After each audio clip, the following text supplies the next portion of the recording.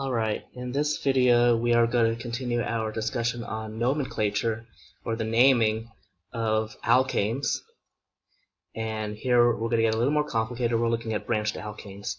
And sometimes those branches have their own branches, and you could think of that as a branch substituent. We'll get to that in this video. Okay, so these were the two headings. I forgot to remind you to copy those. And if you remember a previous video, I forgot what IUPAC stands for. Okay. So we pronounce this IUPAC. It's an organization that makes these naming rules, and their task was to devise a system where one name represents only one molecule, and one molecule only gets one name. So there's no, confusion when you read literature or you're doing a reaction. It stands for International Union of Pure and Applied Chemistry. And in that video, we started out looking at naming unbranched alkanes. Alkanes that have no substituents. Methane, ethane, propane, etc. And we did hit upon cycloalkanes, which aren't, they're a type of alkane, but they don't fit that formula, right? The CN H2N plus 2 rule. So what do I want to do? I'll put it here. We also looked at unbranched cycloalkanes.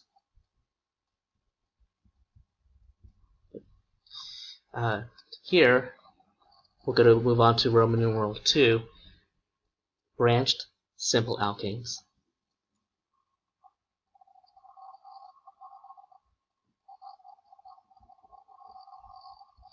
And the first example, we did see one example in a previous video, and that example was this. Make sure you practice, again, figuring out the molecular formula. You have 4 carbons. I'll put dots for those carbons. 1, 2, 3, 4 in the middle, right? 5, 6, 7, 8, 9, 10. C4H10. So that is an alkane. And we called this 2-methyl propane. And I think more importantly, we have a system. You number your longest continuous carbon chain, and you put a dotted circle around the substituent, the carbons that don't have a number. Okay. We'll go over the rules formally in just a bit. I just want to focus you on whenever you have a number and a letter, always put a dash. And for the vast majority of nomenclature rules, there's no space. It's all one word, methylpropane.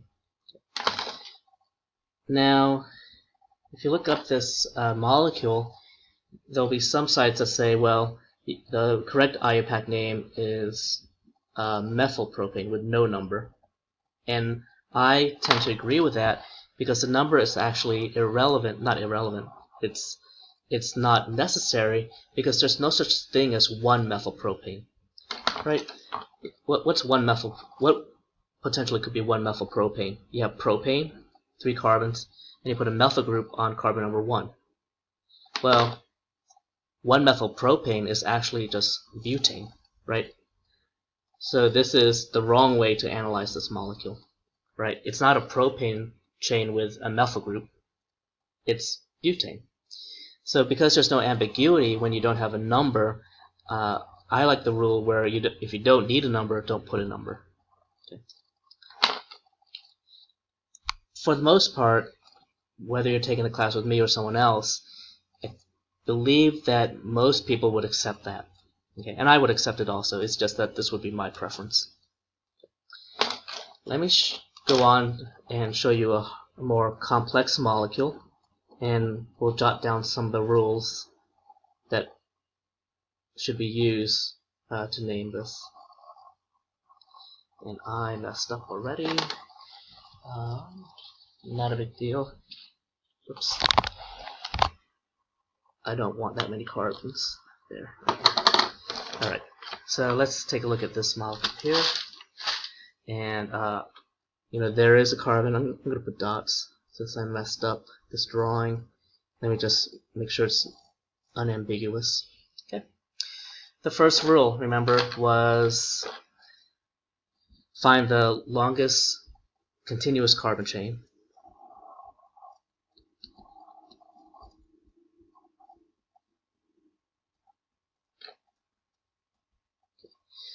Next is number it from the end closest to the substituent.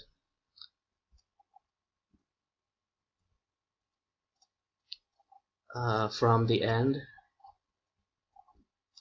closest the first substituent.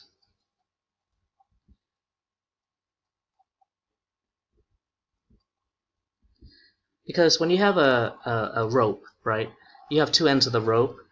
You want to understand which end you want to number it from. And you number it so that the first substituent has the lowest number possible. Now, there are molecules where if you number it from either end, the first substituent will get the lowest number. Then you would have to go to the second substituent. Now, if it's a tie and you only have one substituent, it hopefully doesn't matter which end you number it from. Okay. So there's always going to be some really complex molecules that may not fit these rules, but I'm giving you the rules that should help name your molecule 95% of the time. Okay. Number 3, locate and name substituents.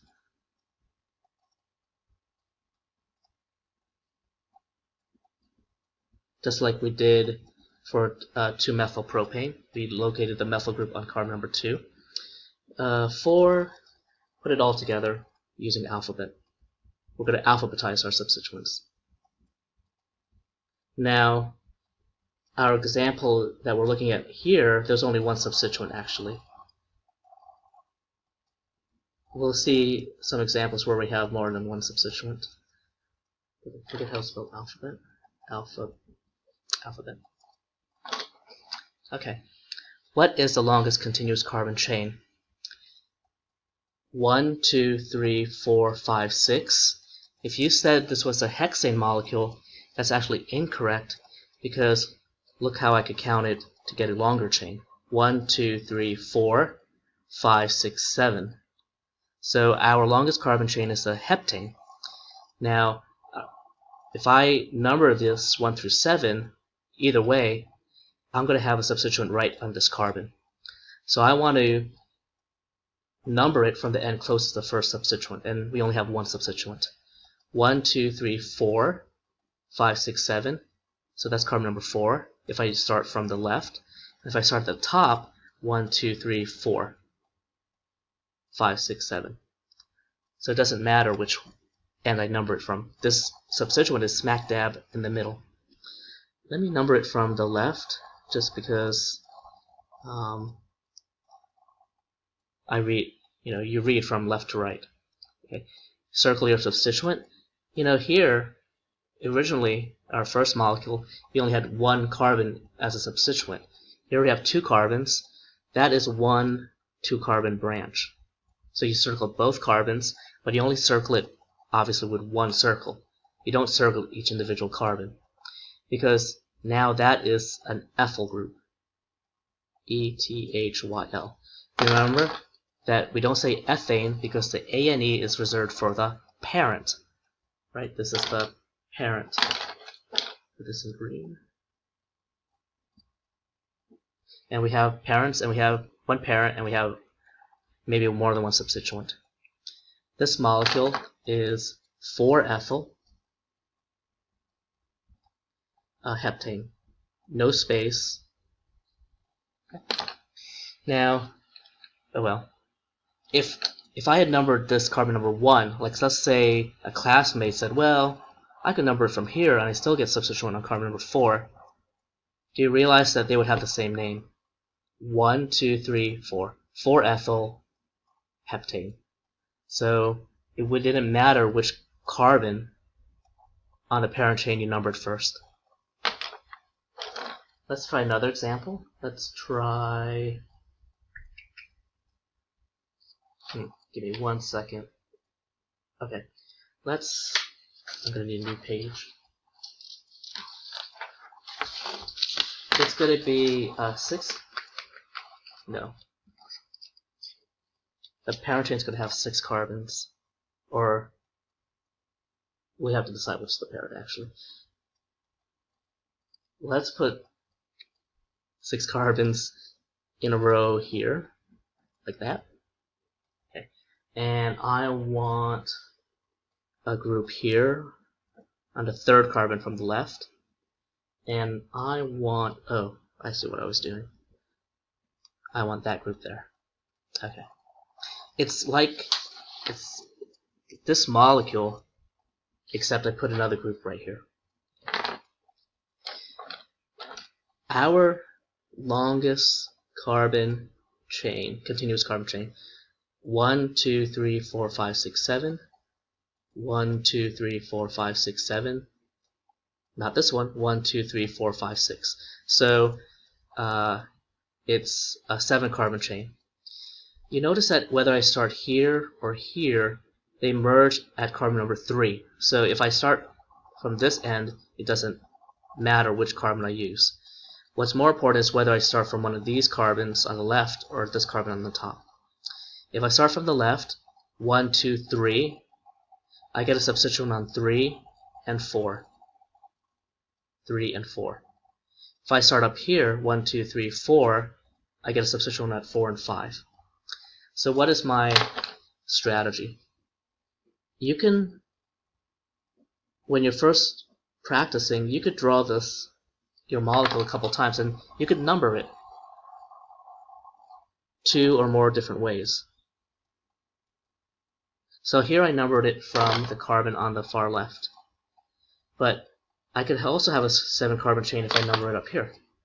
1, 2, 3, 4, 5, 6, 7. Now just remember, it didn't matter whether I go 6, 7 or 6, 7 here. Okay? Because if you're using your models, you could rotate this bond and those 2 carbons will end up here.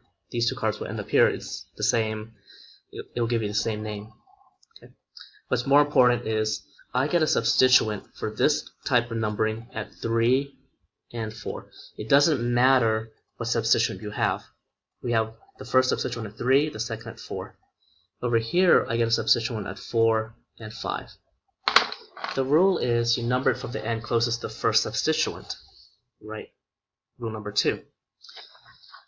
So you play cards. You don't play the whole hand. You play your best card first. Or you play your first card first. The first substituent is 3 or 4. We have a winner already. The winner is this. This is not the way we should number the molecule. You don't have to go to the second substituent. Okay, that's a mistake if you do. It's also a mistake if you feel like, oh, I'm just going to add up the numbers and see which one's the smallest. You'll get in trouble with some molecules. You have to go by the first substituent. If it was a tie, if it was 3 and 3, then you go to the second substituent. So we established a winner right away. Not right away, but we established a winner after the first substituent. What's the trick?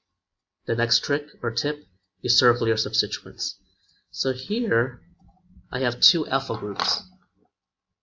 You're going to name the substituent a diethyl. You have 2 ethyl groups.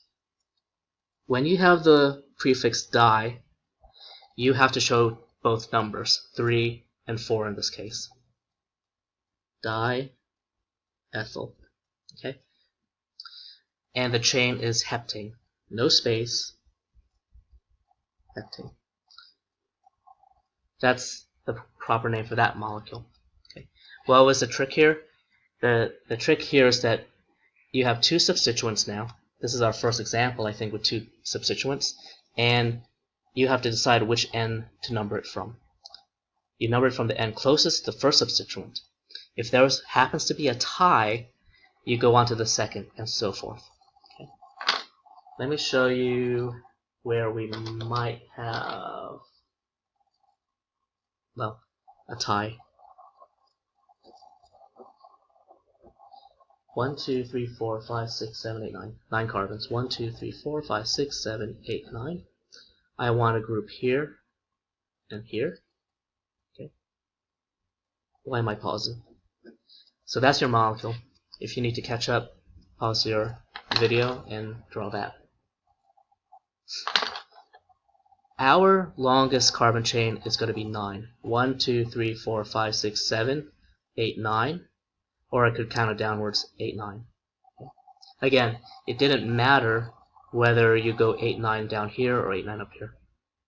Or I could have from the right, 1, 2, 3, 4, 5, 6, 7, 8, 9. If I number it from the left to the right, say here's another way to analyze this. I get a substituent at 3, 4, 6, 7. You fill in this. If you number it from the right to the left, where are the 3 substituents? 3, 6, 7. Okay. We're going to play cards, but you only play your cards in order. So we're going 3 versus 3. It's a tie. So we go 4 versus 6. Winner. When you want to practice, okay, you could always go through the video and just on a separate sheet of paper just copy all the structures, and then wait a day, 2 days, and see if you could name them properly. Try to remember your tips. Okay, it's not that time consuming to do the tips, because here, if you notice, 3 substituents, but we have 2 that are methyl. So we do have a 3,4-dimethyl, and we have a 7-ethyl. Okay. So here's where IUPAC gets a little bit tricky, because we have now 2 substituents. We have 2 substituents here, but they were both alpha groups. So we didn't have to use the alphabet, because that was our 4th rule. If you have more than one substituent and they're different, you're going to have to go by the alphabet, not by the number. The number is meant to figure out which end of the chain to count from. But once we have that established, you go by the alphabet, and you're going to alphabetize by E for ethyl for sure. But the weird thing is, you don't use a Greek prefix when alphabetizing. So the Greek prefixes are di, tri, tetra, penta, etc. But you notice that I don't alphabetize by D, I alphabetize by M. The full name for this molecule now is 7-ethyl.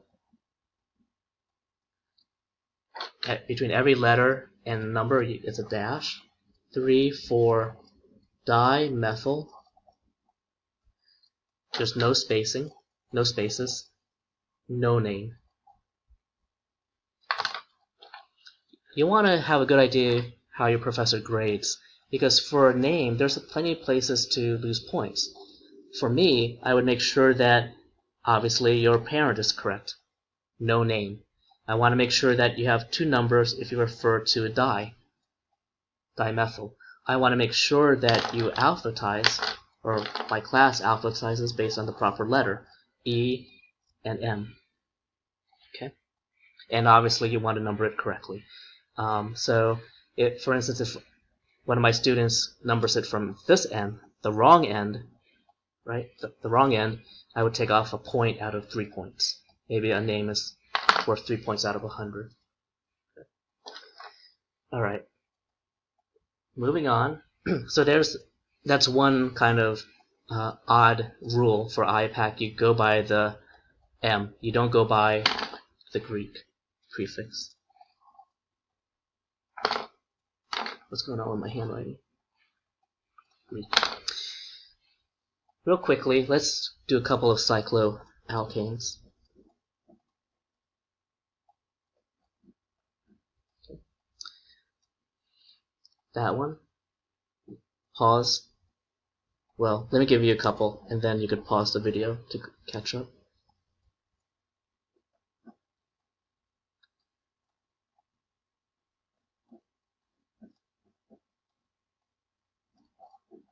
And it is, your eyes aren't deceiving you, I copied the same molecule. Okay, because I'm going to number it 2 different ways, and we're going to pick which number ring is better. Get those copied.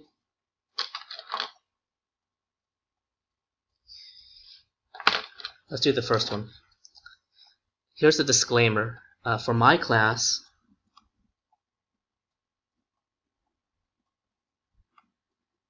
the ring is going to be the parent. Now there are rules that if your branch has more carbons than your ring, then the chain is the parent. But I'm not going to have that in any of my examples. So if you see something like this, the parent is the ring. So what does that make the chain? The substituent. So for my class, substituted rings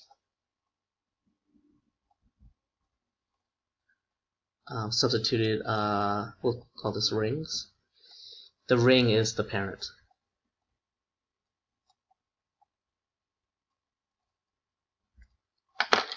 So we're going to number the parent. And where do you think we should start? We should start where the carbon is that gives the substituent the lowest number as possible. So we're going to put carbon 1 here.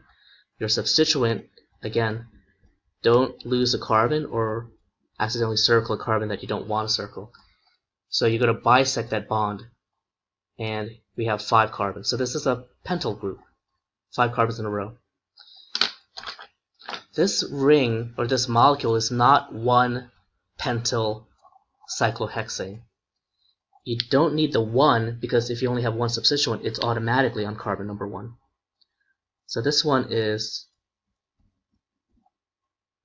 pentyl cyclohexane. No 1. No 1. Because, again, it's unambiguous.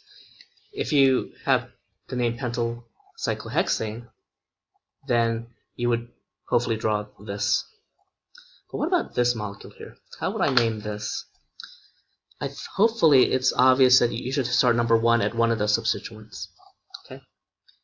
And then you're going to number the ring clockwise or counterclockwise to make sure that the second substituent is the lowest number as possible. So we have a dilemma here. Our ring has a substituent on 1 and 3 for both ways we number this. Okay, 1 and 3 and 1 and 3. When you have a complete tie and there's no more cards to play, you go by the alphabet. We have an ethyl versus a propyl. Sorry, methyl. M versus a propyl P. L-M-N-O-P. So M comes first. So M, methyl, P, propyl. If we number it this way, it's 1 on propyl, methyl's on 3. M comes first in the alphabet. This is the winner. Go ahead and name this. Pause. Unpause. 1-methyl, 3-propyl, cyclohexane. So many places to make a careless error. I'm kind of worried now. I'm always worried, actually. So double check my work. If you got something different, you could always let me know. Now, for the last couple of minutes, let me introduce some branches. Okay, so this is going to be a little more complicated. We're going to have alkanes with branched. Alkanes with branched substituents. I'm going to make at least a 20 carbon chain because I'm going to make sure that this is my parent. Maybe this is 30 carbons. Okay. Why do I want to do this? If I put intentionally a propyl group here, We knew that. We knew that if you circle it properly, this is a propyl group. 3 carbons, but the 3 carbons are in a row. Because we get into confusion if my 3 carbons are like this, like a Y. Look where my carbons are, 1, 2, 3. So that is prop. Just like here we have propyl. But I can't call this a propyl group. If I circle it, okay, I know it has 3 carbons in the circle, but this has to have a different name. The name of this is isopropyl. So when you have 3 carbons as a substituent, it could either be propyl or isopropyl. That you have to memorize. Now, is this formally IUPAC naming? No, but most professors will accept this as an isopropyl group. Here, I'm not going to go over what is the formal IUPAC naming. I might do that in a separate video. The other set of branched substituents. Do you see why we call this branched actually? You have a branch off the parent chain, but this branch has its own mini branch. You could also have this with 4 carbons. 1, 2, 3, 4. So this one obviously is butyl. Okay, I know I'm rushing a little bit. I don't want to go over 30 minutes. How do I arrange 4 carbons differently? I could arrange them like this.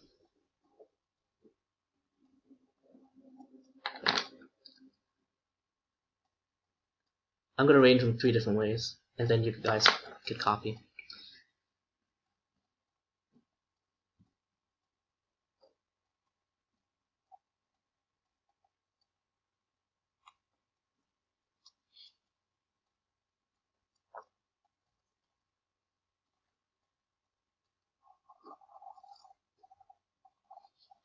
There's only 3 ways to arrange, well, besides the 4 in a row, 3 ways that have branches.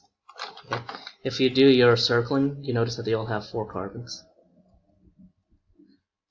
I require my class to memorize these 4, 1, 2, 3, 4 branched substituents. This one is called isobutyl. Isopropyl, isobutyl. It's the ones that have like a Y at the very end, or the 2 methyl groups connected to the common carbon. Now, if I move this carbon to the left, that is called secbutyl.